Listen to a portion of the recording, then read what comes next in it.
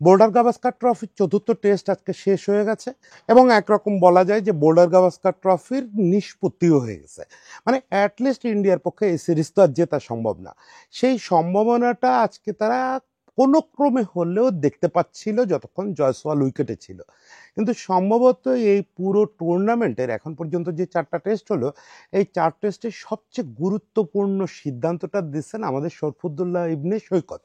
এবং সৈকত ভাইয়ের এই সিদ্ধান্ত নিয়ে ইতিমধ্যে ইন্ডিয়ান মিডিয়ায় হাউখাউ শুরু হয়ে গেছে। খুবই দুঃখজনকভাবে বাংলাদেশি কিছু মিডিয়াও বুঝে না বুঝে সৈকত ভাই সমালোচনা করতেছে, কিন্তু একই সঙ্গে সৈকত ভাই পাশে পাচ্ছেন সারা পৃথিবীর ক্রিকেট বিশেষজ্ঞদের। আমি মনে করি সৈকত ভাইয়ের এই সিদ্ধান্তটা তার পুরো ক্যারিয়ারের প্রতীক। সে সারা জীবন যেরকম আইনের পক্ষে এবং ক্রিকেটের পক্ষে থেকে ক্যারিয়ারে ঝুঁকিতে ফেলে গেছে, আজকেও সেই কাজটা করছে। সে জানে যে এই সিদ্ধান্তটার ফলে হয়তো তার ইন্টারন্যাশনাল ক্যারিয়ার একটা ঝুঁকির মধ্যে পড়ে যাবে। অ্যাটলিস্ট ইন্ডিয়ার ম্যাচ আর সে কখনো পাবে কিনা আমার খুবই সন্দেহ আছে। তারপরে সৈকত ভাই আইন এবং ক্রিকেটের প্রতি খুব শক্ত থাকছেন। তো পুরো ঘটনাটা কি এবং সৈকত ভাইয়ের এই যে ক্যারেক্টারিস্টিক্সটা, যে সব সময় তিনি প্রতিষ্ঠানরে পরোয়া না করার যে ব্যাপারটা, এটা নিয়ে একটু কথা বলি আজকে। দেখেন, শুরুতে আমরা শরফুদ্দৌল্লা ইবনে সৈকত, মানে আমাদের প্রিয় সৈকত ভাই, স্পিনার সৈকত ভাই, আম্পায়ার সৈকত ভাই, তাকে নিয়ে যদি একটু দুটো লাইন বলি তাহলে সংক্ষেপে আমি বলবো যে সৈকত ভাই বাংলাদেশে জন্ম নেওয়া সবচেয়ে বিদ্রোহী মনোভাবাপন্ন মানুষ। মানে এমন না যে রাস্তায় নেমে মিছিল করেন, কিন্তু উনি হচ্ছে এই যে সিস্টেমের সঙ্গে আপোষ করে কোনো ক্রমে টিকে থাকা, নিজের একটু ফায়দা করা, নিজের একটু পদোন্নতি, এই ব্যাপারগুলোর জন্য সিস্টেমের সঙ্গে আপোষ করার যে টেন্ডেন্সি মানুষের, এটা সবসময় উল্টো পথে চলা মানুষ। সৈকত ভাই জীবনে খুবই প্রমিনেন্ট স্পিনার ছিলেন, কিন্তু একটা সময় আসলে সৈকত ভাই খানিকটা ইনজাস্টিসের শিকার হয়েছেন এবং ইনজুরির শিকার হয়েছেন, হয়ে খুব অল্প বয়সে খেলা ছাড়তে হয়েছে। এবং যারা সৈকত ভাইয়ের সময় খেলা দেখছেন, ইনক্লুডিং উৎপল, শুভ্র বা ওই সময় যারা বড় বড় সাংবাদিক, তারা সবাই বলেন যে সৈকত বাংলাদেশের ওয়ান অফ দি বেস্ট বাহাতি স্পিনার। সৈকত ভাই আম্পায়ারিং শুরু করার পরে খুব দ্রুত টপ লেভেলে চলে আসলেন। মানে সৈকত ভাইয়ের ওই অর্থে বাংলাদেশে কোনো চ্যালেঞ্জারই ছিল না। কিন্তু খুব ইন্টারেস্টিং ঘটনা হচ্ছে, সৈকত ভাই যখন ইন্টারন্যাশনাল আম্পায়ার হলেন, তারপরে মানে তার অনেক অনেক পরে শুরু করে অনেকেই এলিট প্যানেল আম্পায়ার হয়ে গেল, অনেকেই বিশ্বকাপ করে ফেললো, দুইটা এশিয়া কাপ করলো, অমুক তমুক। সৈকত ভাইয়ের কিছু হচ্ছিল না। কেন হচ্ছিল না? কারণ হচ্ছে সৈকত ভাই আমাদের যে সিন্ডিকেটটা তখন চলতেছিল বাংলাদেশে, আমি বলি আবাহনী সিন্ডিকেট, এই সিন্ডিকেটের সঙ্গে হাত মেলান নাই। একেবারে সহজ অর্থ হচ্ছে এই সিন্ডিকেটের সঙ্গে হাত মেলান নাই। দেখেন, সৈকত ভাই 7 বছর ইন্টারন্যাশনাল আম্পায়ার হিসাবে বসেছিল, ইন্টারন্যাশনাল আম্পায়ারিং করছে, এবং সৈকত ভাই তখন বারবার যে আইসিসির যে বর্ষসেরা স্ট্যাটিস্টিক্স বেরোতো, আমরা বারবার দেখছি সৈকত ভাই বছরের সেরা পারফর্মারদের মধ্যে আছেন আম্পায়ার হিসাবে। কিন্তু সৈকত ভাইয়ের কোনো প্রমোশন হচ্ছে না। এটা কেন হচ্ছে? এমন তো না যে প্রমোশনটা বিসিবির হাতে থাকে, কিন্তু ওই জায়গাটা একটা ম্যাজিক ছিল। সেটা হচ্ছে যে বললাম যে সিন্ডিকেটের সঙ্গে হাত না মেলানো। আমাদের এখানে যেটা হয়, প্রথমত আপনাকে বুঝতে হবে যে বিসিবি সুনজরে আসতে গেলে কি করতে হয়। বিসিবি সুনজরে আসতে গেলে আমাদের এখানে যেটা করতে হতো সেটা হচ্ছে আবাহনী এবং এই চক্রের হাতে যে 33-34টা ক্লাব আছে, তাদের ম্যাচগুলোতে আম্পায়ারিং করলে আপনাকে এদের পক্ষে ডিসিশন দিতে হবে, এবং সেটা আগে থেকে বলে দেওয়া হতো ওই সিন্ডিকেট থেকে যে কোন ডিসিশনটা কি হইতে হবে। সৈকত ভাই কখনো ওইটা মানে নাই। ফলে সৈকত ভাই কখনো প্রিমিয়ার লিগে গুরুত্বপূর্ণ ম্যাচ পেত না, বিপিএল পেত না, এবং সৈকত ভাইকে কোনো জায়গায় সুপারিশ করা হতো না। একবার শুধু মনে আছে, সাকিব যখন ওই যে আম্পায়াররা মারতে ধরলো, তারপরে পরিস্থিতি সামাল দেওয়ার জন্য প্রিমিয়ার লিগে আবাহনীর বাকি ম্যাচগুলো সৈকত ভাইকে দেওয়া হয়েছিল। তো এটা একটা রেয়ার কেস ছিল। এখন কথা হচ্ছে, এটার সঙ্গে সৈকত ভাইয়ের ইন্টারন্যাশনাল প্রমোশনের সম্পর্ক কি? সম্পর্ক আছে। কারণ হচ্ছে কোন দেশ থেকে কোন আম্পায়ার ইন্টারন্যাশনালি বড় দায়িত্বে যাবেন, সেটা ঠিক করে সংশ্লিষ্ট বোর্ড। যেমন এশিয়া কাপে বাংলাদেশের প্রতিনিধি হিসাবে কোন কোন আম্পায়ার যাবেন, বা বিশ্বকাপে আমাদের প্রতিনিধি হিসাবে কাদের পাঠানো হবে, এটা ঠিক করে হচ্ছে সংশ্লিষ্ট বোর্ড। এবং এই টুর্নামেন্টগুলোতে তার পারফরমেন্স কেমন, তার উপরে নির্ভর করে ইন্টারন্যাশনাল প্যানেল থেকে সর্বোচ্চ লেভেলে, মানে এলিট প্যানেলে প্রমোশনটা হয়।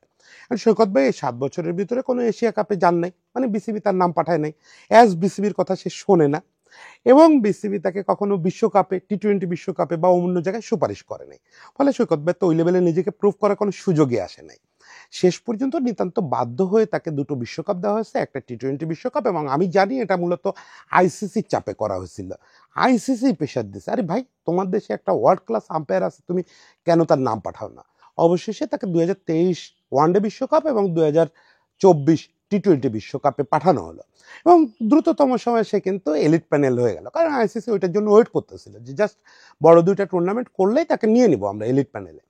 এলিট প্যানেলে যাওয়ার পরে একটা মজা হলো, ওই সময় সৈকত ভাইয়ের সঙ্গে আমি লম্বা একটা আড্ডা দিচ্ছি। ও সৈকত ভাইকে আমি বলতেছিলাম যে আপনি কি জানেন আপনি বাংলাদেশে এখন একজন বড় হিরো?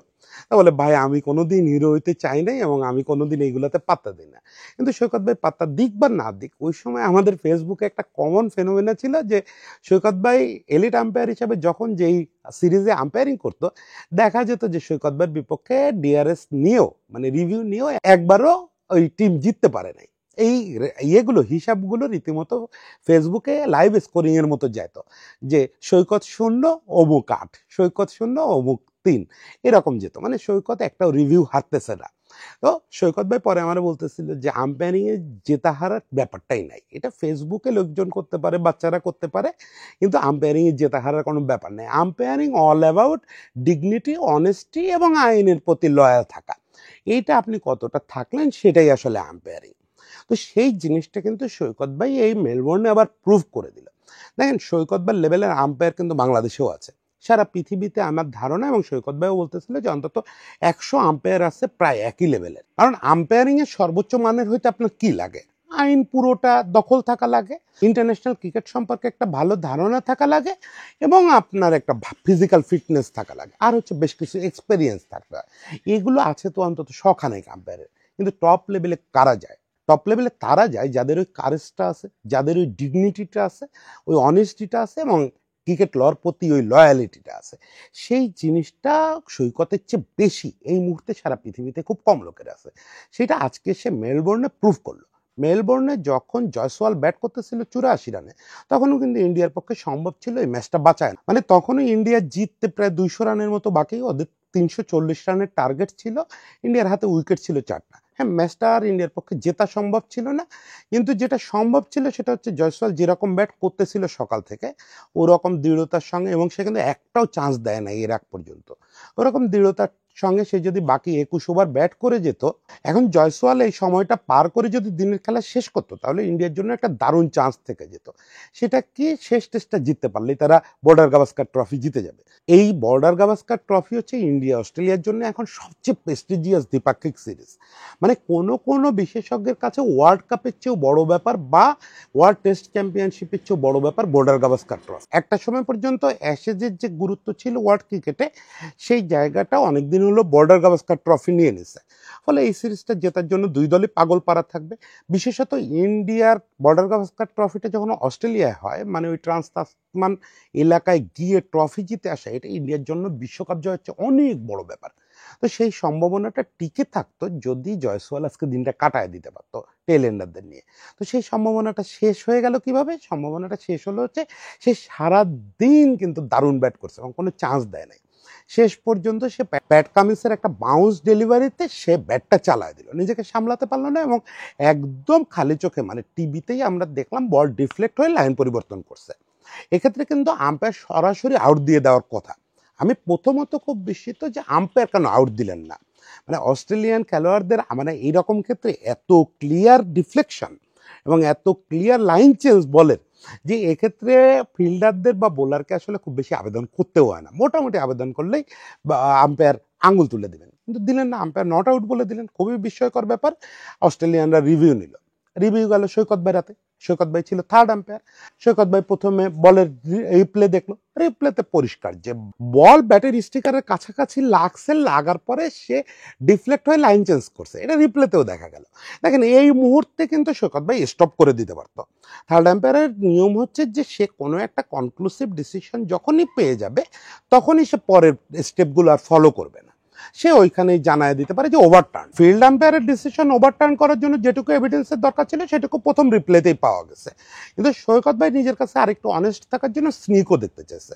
অস্ট্রেলিয়া নিউজিল্যান্ডে গত বেশ কিছুদিন ধরে আমরা দেখতেছি স্নিকও খুবই ফাউল আচরণ করতেছে। হকাইয়ের কথা আর কি বলবো, হকাই তো সেই 2015 ওয়ার্ল্ড কাপ থেকে দেখতেছি যে কাদের মন মতো হকাই চলে। ও হকাই নিয়ে অনেক কিছু জানি, বলতেও পারি না, যাই হোক হকাই স্নিকও সবই কাদের কাদের মন মতো চলে সব বুঝি। মানে এটা নিয়ে কথা বলে বহু আম্পায়ারিং ক্যারিয়ার শেষ করছেন। তো এইগুলা তো আসলে আর সেট আপ যে কোন পর্যায় পর্যন্ত হয় ভাই, আপনারা যারা দেখতেছেন আমি নিশ্চিত আপনারা এগুলো কল্পনাও করতে পারেন না। যাই হোক, স্নিকও সেখানে দেখালো যে কোনো ইয়ে হয় নাই, কোনো টাচ হয় নাই। মানে স্নিকোতে আপনারা টিভিতে দেখেন না যে কতগুলো ইসিজির মতো উঠতে নামতে থাকে, যদি ব্যাটে বলে টাচ হয় নিয়ম হচ্ছে স্নিকোর দাগটা লম্বা হয়ে যাবে, মানে ইসিজির মতো উঠে যাবে। সেটা আর দেখা গেল না। এখন কথা হচ্ছে যে ওই সময় ক্রিকইনফোর ধারাভাষ্য আমি পড়তেছিলাম, টিভিতেও দেখতেছিলাম, ধারাভাষ্যকাররা ক্রিকইনফোর ধারাভাষ্যকাররা সবাই একটা কথা বলতেছিলেন। ক্রিকইনফোর ধারাভাষ্য ওই লাইনটা খুব চমৎকার ছিল যে এখন শরফুদ্দুল্লাহ কোন দিকে যাবেন, তিনি কি যে এভিডেন্স অলরেডি পেয়ে গেছেন সেটার উপরে ভর করে ওভারটার্ন করবেন আম্পায়ারের ডিসিশন, যেটা যথেষ্ট ফেয়ার হবে, নাকি স্নি করে মেনে নিয়ে সৈকত আপোষ করবেন। না, সৈকত আপোষ করে নাই, সৈকত আপোষ করার ছেলে না। এই এতগুলো বছর ধরে দেখতেছি যে শরফুদ্দুল্লাহ ইবনে সৈকত আপোষ করে না। সে শেষ পর্যন্ত যে এভিডেন্স পাইছে, আইন তাকে পারমিট করছে যে সে যদি কনভিন্স হওয়ার মতো এভিডেন্স পেয়ে থাকে, পরে হকাই, স্নিকো, হটস্পট সবাই মিলেও যদি তার বিরোধিতা করে, সে যদি কনভিন্সিং এভিডেন্স পায় সে তার ডিসিশনে অটল থাকবে, আম্পায়ারের ডিসিশন প্রয়োজনে ওভারটার্ন করবে। সৈকত ভাই তাই করছে, আম্পায়ারের ডিসিশন ওভারটার্ন করছে, ওভারটার্ন করে জয়সওয়ালরে আউট ঘোষণা করে দিচ্ছে। এটার প্রতিক্রিয়া তাৎক্ষণিক যেটা হয়েছে সেটা হচ্ছে ইন্ডিয়ান মিডিয়াতে এটা নিয়ে শোরগোল শুরু হয়ে গেছে, সৈকতের মুন্ডুপাত হচ্ছে, তারা পাইলে সৈকতের এখন কি ধরে পিটায়, এরকম একটা অবস্থা। খুবই খুবই দুঃখজনকভাবে বাংলাদেশের সেন্সেবল কিছু মিডিয়া সৈকতের মানে সৈকতের উপরে বিরক্তি তৈরি হয়ে এরকম হেডিং করা শুরু করছে, যেখানে আমি খুব আপসেট হয়েছি। দেখেন, সৈকতের নিয়ে গর্ব করতেছেন ইয়েতে ধারাভাষ্য কক্ষে তখন হর্ষ ভোগলে। এই হর্ষ ভোগলে কিন্তু ইন্ডিয়ান অনিয়মের প্রতিবাদ করে বহুবার আইপিএল এর কন্ট্যাক্ট হারাইছেন, বহুবার দ্বিপাক্ষিক ইন্ডিয়ান সিরিজ, হোম সিরিজের কন্ট্যাক্ট হারাইছেন। তিনি ইন্ডিয়ান মানুষ, কিন্তু সবসময় ন্যায়ের পক্ষে থাকছেন। সেই লোকটা আজকেও ন্যায়ের পক্ষে ছিল, সে বারবার ধারাভাষ্য কক্ষে বলছে যে সৈকত ইজ রাইট, সৈকত কনভিন্স হয়েছে এবং সে এভিডেন্স পাইছে, ফলে সৈকত এটা ওভারটার্ন করবেই। সে বরং বলতেছিল যে এটা খুব বোল্ড এবং মানে সাহসী একটা সিদ্ধান্ত। ক্রিকইনফো তাই লিখছে, যেটা খুবই বোল্ড একটা ডিসিশন হচ্ছে এবং একজন থার্ড আম্পায়ারের এই বোল্ডনেস এবং নিজের ইয়ের উপরে, কমন সেন্সের উপরে এই ইয়েটা থাকা উচিত। এইটা নাই বলেই আজকে ডিআরএস অমুক তমুক এত দাপটশালী হয়ে গেছে। আম্পায়ারদের সেই যুগ নাই বলে যে আম্পায়াররা ওই বোল্ডনেস দেখায় না। আম্পায়াররা এখন অনেক কিছু ভাবে যে আইপিএল এ কন্ট্রাক্ট পাবো কিনা, ইন্ডিয়ার হোম সিরিজ পাবো কিনা, ইন্ডিয়া রিলেটেড কোনো সিরিজ পাবো কিনা, বিশ্বকাপ পাবো কিনা, এই বহু কিছু ভাবতে গিয়ে না আম্পায়াররা নির্জীব হয়ে গেছে, কাপুরুষ হয়ে গেছে। সেই জায়গায় ওই যে ভেড়ার পালের মধ্যে সিংহ, আমাদের সৈকত হয়েছে ভেড়ার পালের মধ্যে সিংহ। হ্যাঁ, এখন কি হবে? স্টিভ বাকনারের মতো সর্বকালের সেরা আম্পায়ারদের একজন, কিংবদন্তি আম্পায়ার, সচিনের একটা ভুল আউট দিয়েছিলেন, আলটিমেটলি এই লোকটার ক্যারিয়ারই শেষ হয়ে গেছে। এই লোকটার নিয়ে হাসি তামাশা, বড় টুর্নামেন্ট থেকে সরায় দেওয়া, কি না করা হয়েছে স্টিভ বাকনারের মতো ফিগারে হয়েছে। এরকম বহু আম্পায়ার ইন্ডিয়ার বিপক্ষে একটা সিলি মিস্টেক করছে বা সঠিক সিদ্ধান্ত দিচ্ছে সাহস নিয়ে, সে ক্যারিয়ার হারায় ফেলছে। সে তুলনায় আমাদের সৈকত ভাই তো অনেক লো প্রোফাইলের মানুষ, মাত্র তার টপ লেভেল ক্যারিয়ার শুরু হলো, হোক সে আগে যে কয়টা সিরিজ করছে সবগুলোতে অসাধারণ করছে, এই সিরিজে তো তার চেয়েও ভালো করলো থার্ড আম্পায়ার হিসেবে। তারপরে সৈকত ভাইয়ের এখন ঝুঁকি আছে, সেই ঝুঁকিটাকে সে এখন সম্ভবত আর কোনোদিন ইন্ডিয়া রিলেটেড কোনো সিরিজ পাবে না। এখন ইন্ডিয়া রিলেটেড সিরিজ না পাইলে কি হয়? ইন্ডিয়া রিলেটেড সিরিজ না পাইলে আপনার নেম ফেম বেশি হবে না। আরেকটা বড় কথা হচ্ছে আম্পায়ারদের এখন দেখেন, সব আম্পায়ারের একটা বড় আয়ের উৎস থাকে হচ্ছে আইপিএল। আইপিএল এর কন্ট্রাক্টটা তারা পায় সেই সব আম্পায়াররা যারা ইতিমধ্যে নিজেকে যথেষ্ট ওবিডিয়েন্ট বলে প্রমাণ করতে পারছে যে সে ঠিক আছে, সে লাইনের লোক। তো সে কথা হচ্ছে বেলাইন বলে প্রমাণ করে ফেললো আজকে, সে কোনোভাবেই লাইনের লোক না, ফলে সে যা জীবনেও আইপিএল কন্ট্রাক্ট পাবে না, এটা লিখে রাখতে পারেন আজকে। আমি দুটো জিনিস বললাম, এই দুটো জিনিস হবেই ইন্ডিয়া রিলেটেড সিরিজে। যদি বর্ডার গাভাস্কারের শেষ টেস্টে চুক্তি থেকে থাকে, যেহেতু এটা ক্রিকেট অস্ট্রেলিয়ার হাতে, ক্রিকেট অস্ট্রেলিয়া এখনই তারা বের করে দিবে না, কিন্তু এরপরে আর ইন্ডিয়া রিলেটেড কোনো সিরিজে তারা রাখতে দিবে না ইন্ডিয়া, হোম সিরিজে তো দিবেই না, এবং আইপিএল কন্ট্রাক্ট আর কখনো পাবে না। শুধু তাই না, এখান থেকে আস্তে আস্তে সৈকতবার ইন্টারন্যাশনাল ক্যারিয়ারটা মরে যাওয়ারও একটা ঝুঁকি আছে, যদি ওরা এটাকে ভিন্ডিকশন লেভেলে নেয়, এবং নিচ্ছে। এর আগে ইন্ডিয়ান ক্রিকেট বোর্ড বহু আম্পায়ার ধারাভাষ্যকারের ক্ষেত্রে এটা ভিন্ডিকটিভভাবে নিচ্ছে, তাদের ক্যারিয়ার শেষ করে দিচ্ছে।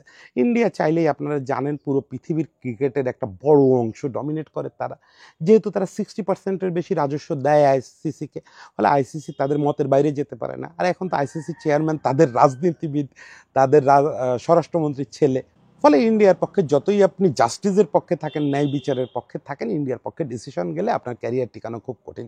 কিন্তু আপনি কি জানেন যে এই ডিসিশনটা নিয়ে একটু আফসোস করার লোক সৈকত না, সৈকত ভাইয়ের সঙ্গে আমার যে অল্প বিস্তর আড্ডা দেওয়ার সুযোগ হয়েছে, ওই যে যেমন সে আবাহনীর সঙ্গে আপোষ না করে ক্যারিয়ার থেকে 7 বছর নষ্ট হয় এক বিন্দু আফসোস করে না, তেমনই আমি নিশ্চিত যে এই ডিসিশনটা, এই রকম সাহসী এবং সত্যিকারের ডিসিশন নেওয়ার ফলে সৈকতের ক্যারিয়ারটা যদি শেষও হয়ে যায়, যদি আজকের পরে আর কোনোদিন আম্পায়ারিং করতে না পারে সে, তারপরে সে আফসোস করবে না। সে দিন শেষে বুকে হাত রেখে বলতে পারবে যে আমি তো হিরো হইতে আসি নাই, আমি টাকা আয় করতে আসি নাই, আমি আসছিলাম ক্রিকেটে সার্ভ করতে, সেই কাজটা তো করে গেলাম শেষ দিন পর্যন্ত। সৈকত ভাই, স্যালুট থাকলো। যা পরিণতি হোক, আমরা অ্যাটলিস্ট এই বাংলাদেশে আপনার যে ছোট ভাইরা, আমরা আপনার পাশে আছি। আমরা জানবো যে আপনি শেষ বিন্দু পর্যন্ত ক্রিকেটের জন্য লড়াই করে গেছেন। অনেক ধন্যবাদ।